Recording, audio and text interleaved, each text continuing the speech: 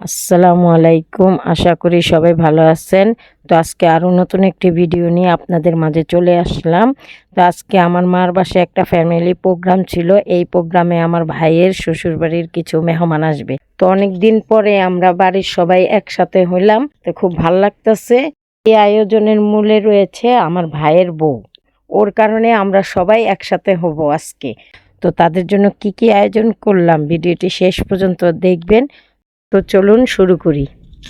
তো প্রথমে গরুর মাংস রান্না করার জন্য প্রস্তুতি নিতেছি। তো গরুর মাংসটা রান্নার জন্য আমি হলুদ, মরিচ, লবণ, তেল সব কিছু দিয়ে আগে হাতে মেখে নেব। তার সাথে আমার মা আমাকে সাহায্য করছে। এই আনন্দের মধ্যে মনটা একটু খারাপ, কারণ রুহানের আব্বু এখানে আসতে পারে না এই ব্যক্তিগত কারণে। তো ও থাকলে খুব ভালো হইতো। গরুর মাংসের পাশাপাশি মুরগির রোস্ট এবং চাইনিজ সবজি তৈরি করব। তো আমার ভাইয়ের বউ এগুলো রান্না করবে। ওর হাতের রান্নাগুলো খুবই সুস্বাদু হয়। তো এদিকে আমার গরুর মাংসের প্রস্তুতি শেষ, এখন মাংস চুলায় বসাবো। এদিকে রোস্ট তৈরি করার জন্য আগে মুরগির মাংসটা ভেজে নিচ্ছে। এই তো মাংসগুলো। তারপর এখন মশলা কষানো হচ্ছে, একে একে সব কিছু দিয়ে মশলাটা ভালো করে কষানো হবে। মশলা দিতেছি, টক দই দেওয়া হইতেছে। আস্তে আস্তে ভালো করে মশলাটা কষানো লাড়া দিলাম। তারপরে এখন মুরগির রোস্টগুলো এখানে ছেড়ে দিলাম। তো আসলে অনেক আনন্দ লাগতেছে, পরিবারের সবাই আজকে একসাথে হয়ে খাওয়া দাওয়া করব। আলহামদুলিল্লাহ অনেক ভালো লাগতেছে।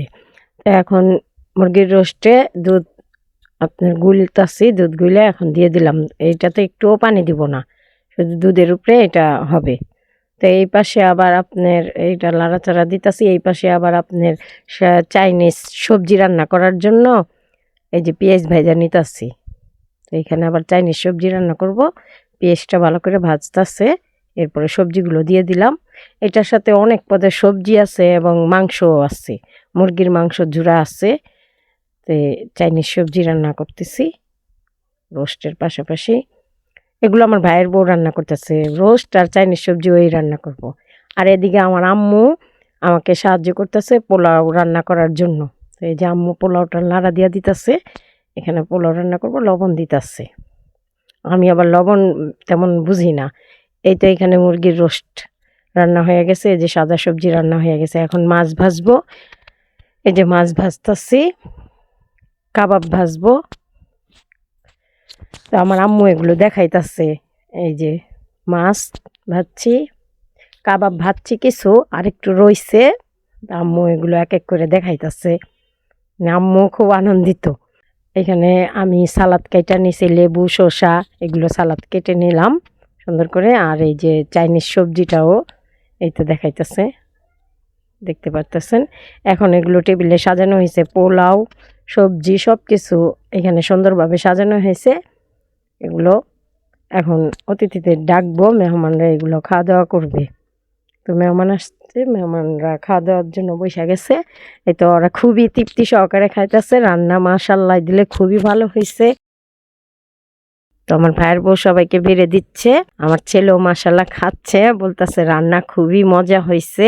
ওর মামিকে এবং নানিকে অনেক ধন্যবাদ জানাইতেছে খাবার খেয়ে। আজকের মতো ভিডিওটি এখানেই শেষ করছি। ভিডিওটি যদি আপনাদের কাছে ভালো লাগে, লাইক, কমেন্ট এবং সাবস্ক্রাইব করে আমার পাশে থাকবেন। দেখা হবে নতুন কোনো ভিডিও নিয়ে। সবাই ভালো থাকুন। আসসালামু আলাইকুম।